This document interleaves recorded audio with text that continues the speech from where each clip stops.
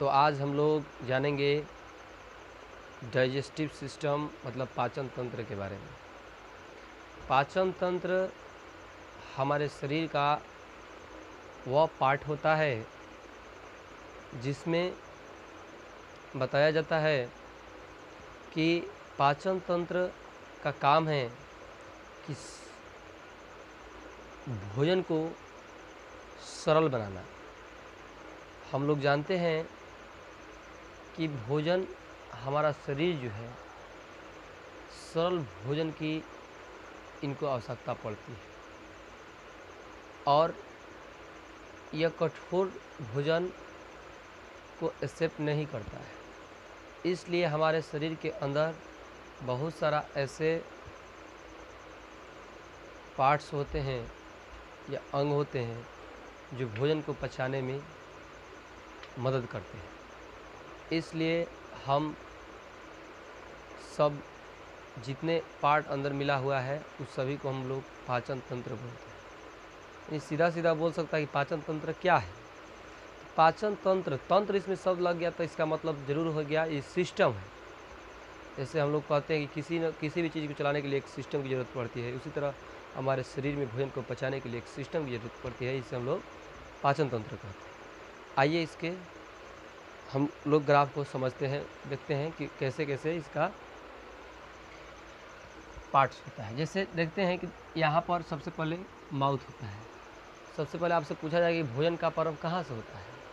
आप बोलिएगा buccal cavity से। बकल कैविटी बोलिए या मुँह गुहा बोलिए या मुख बोलिए, सब बातें कहीं हैं।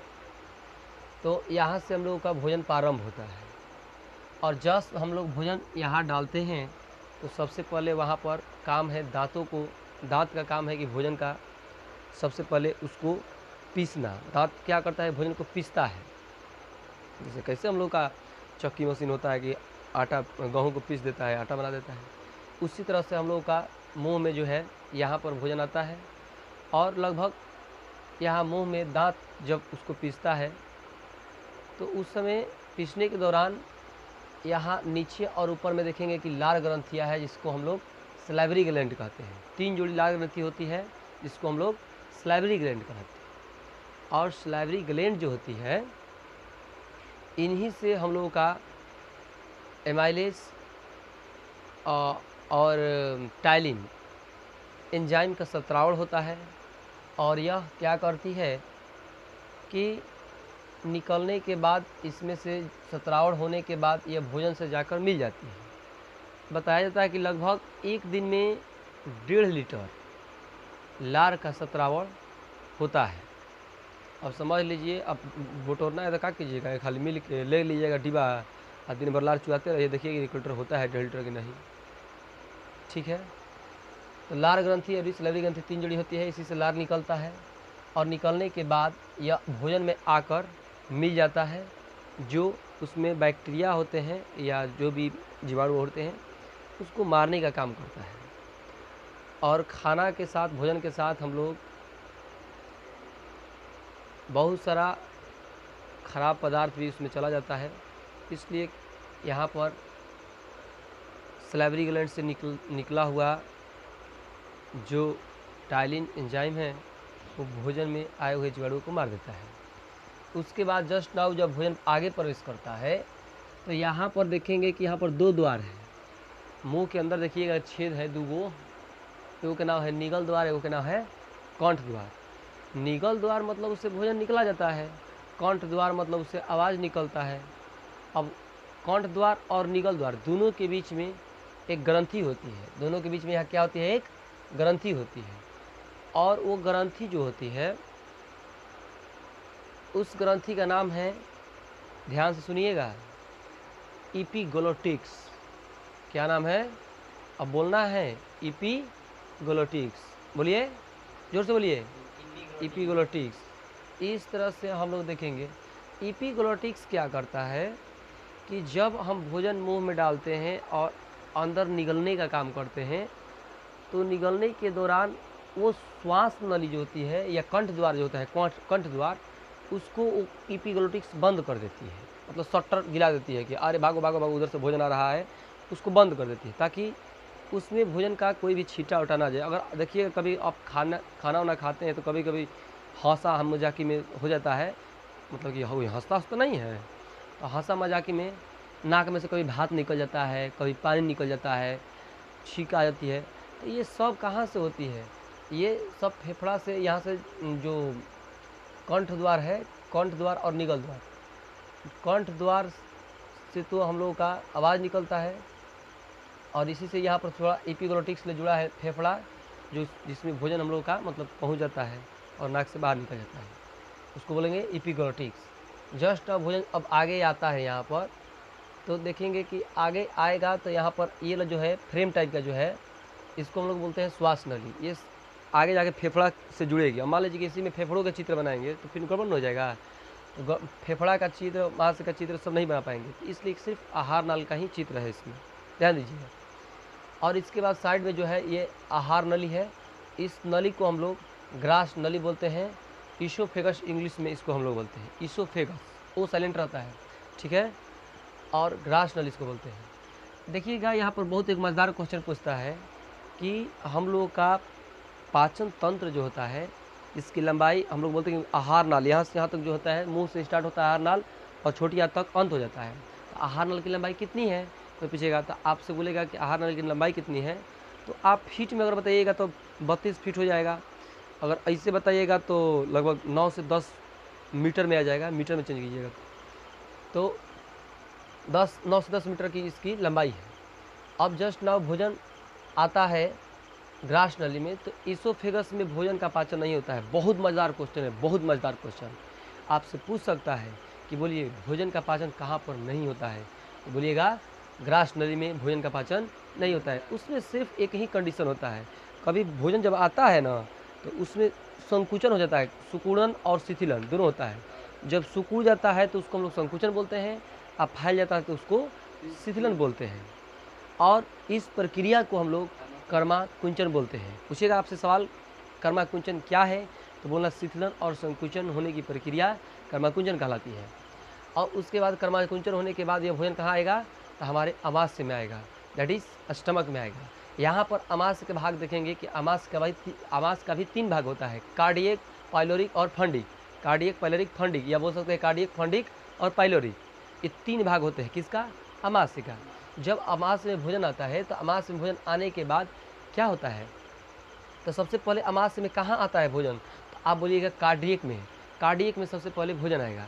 कार्डियक के बाद क्या करता है कि जब उसमें कार्डियक में भोजन आता है तो भोजन कार्डियक में आने के बाद वहाँ क्या कार्य करता है, तो सबसे पहले काम है कि भोजन को अम्लीय बनाता है। क्या करता है, अम्लीय बनाता है। उसके बाद जीवाणु, उसमें जितने भी जीवाणु आए होते हैं तो उस जीवाणु को नष्ट कर देता है, कीटाणु जीवाणु जो भी होंगे उसको नष्ट कर देगा। इसके बाद क्या होता है, अगर ये हाइड्रोक्लोरिक अम्ल अधिक मात्रा में निकलने लगेगा तो आप हमारे पेट में धुन टाइप का महसूस होगा, मतलब कि एक तरह से अंदर से लगे कि यार ये चल रहा है पेट। कभी कभी क्या होता है कि भोजन यहीं से आता है, कार्डियक में आता है भोजन, और उसमें हाइड्रोक्लोरिक अभी अम्ल मिल ही रहा होता है, तब तक से किसी किसी को उल्टी हो जाती है।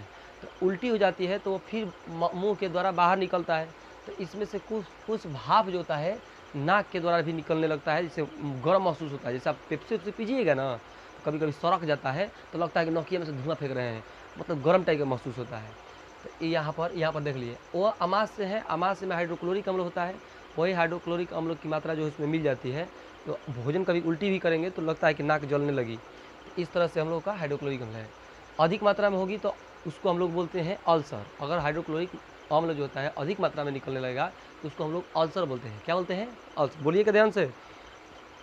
अब ध्यान दीजिए कि अगर अल्सर होने लगेगा तो आपको क्या करना है कि आपको इनो पीना है। क्या पीना है, इनो पीजिएगा या क्षार पीजिएगा। क्षार में जैसे मैग्नीशियम मिल्क ऑफ मैग्नीशिया हो जाएगा, मैग्नीशियम हाइड्रोक्साइड भी बोल सकते हैं इसको।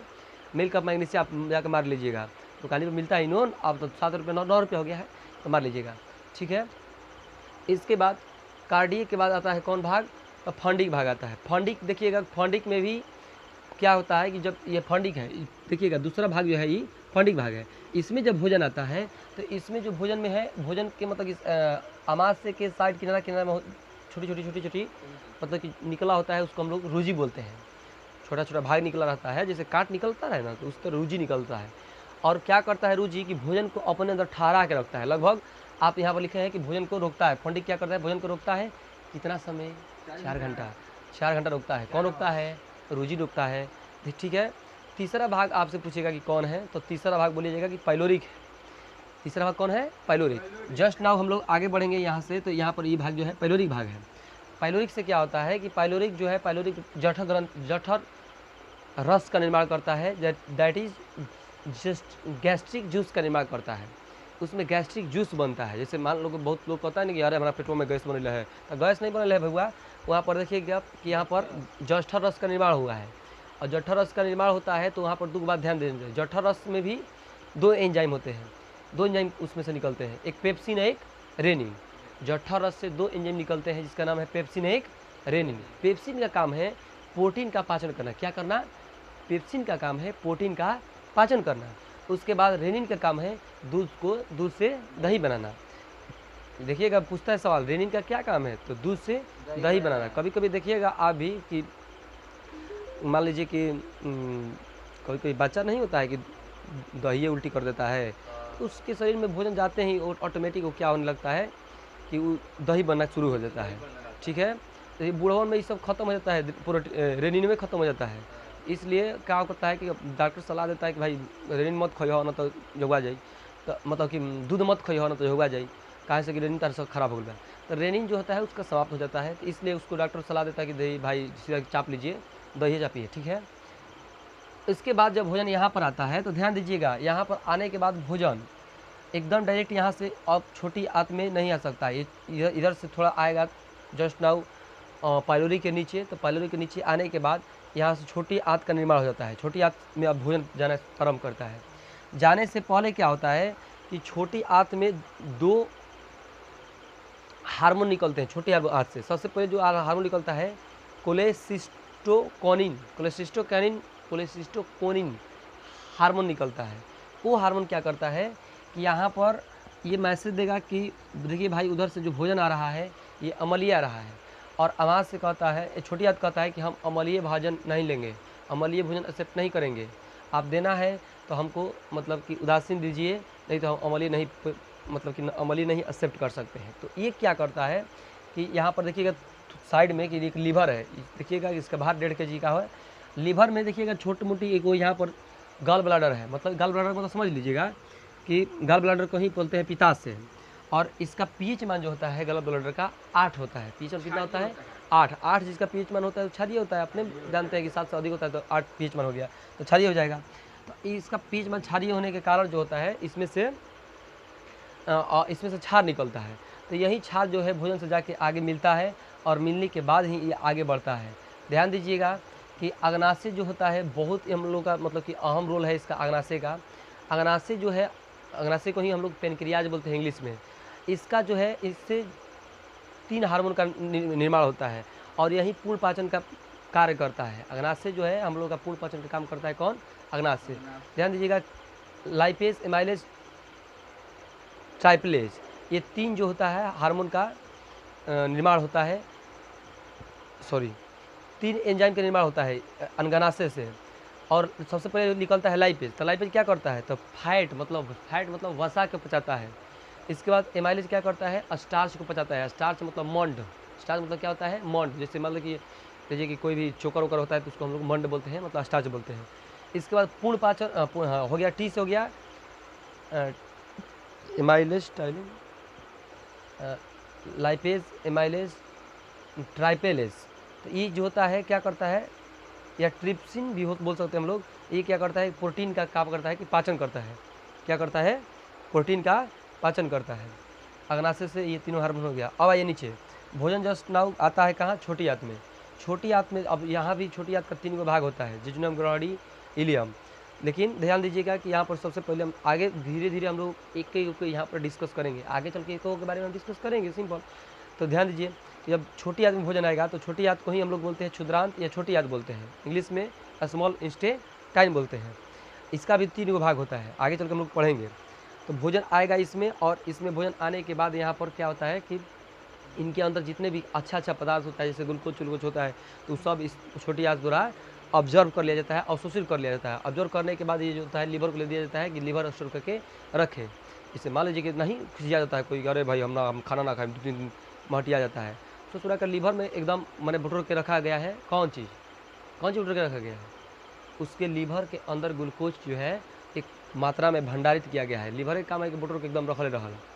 ठीक बेटे, इसके बाद ध्यान दीजिएगा, तो इसके बाद भोजन इसमें पच जाता है। पचने के बाद जो होता है ये बड़ी आंत में आता है, दैट इज़ लार्ज इंटेस्टाइन में आता है, और इसमें से पाचन होने के बाद ये सीधा कहाँ पहुँच जाता है? तो ये सीधा मलाशय में पहुँच जाता है, रेक्टम में पहुँच जाता है। रेक्टम के बाद भोजन कहाँ पहुँचता है? मतलब कि अब तो पच गया है तो भोजन नहीं बोलेंगे इसको मल परित्याग बोलते हैं। तो ये कहाँ आ जाएगा? एनस में आ जाएगा, गुर्दा द्वार में, यहाँ से लैट्रिन या टॉयलेट के द्वारा बाहर निकल जाएगा। ठीक है, और यहाँ पर भी देख लेंगे कि बड़ी आंत के थोड़ा नीचे जो होती है क्या होता है? अपेंडिक्स होता है। अपेंडिक्स एक ऐसा अंग होता है जिससे हम लोगों का शरीर का कोई फायदा नहीं है। किसी को बढ़ जाता है तो कभी नहीं होता है कि अरे इसका अपेंडिक्स का ऑपरेशन हुआ है, वहीं अपेंडिक्स बढ़ जाता है, यहाँ से काट के डॉक्टर निकाल देता है। ठीक है, तो यहाँ से हम लोग थोड़ा जल्दी में समझा दिए। ठीक है, अब थोड़ा ठीक, तो आप ठीक है नेक्स्ट क्लास में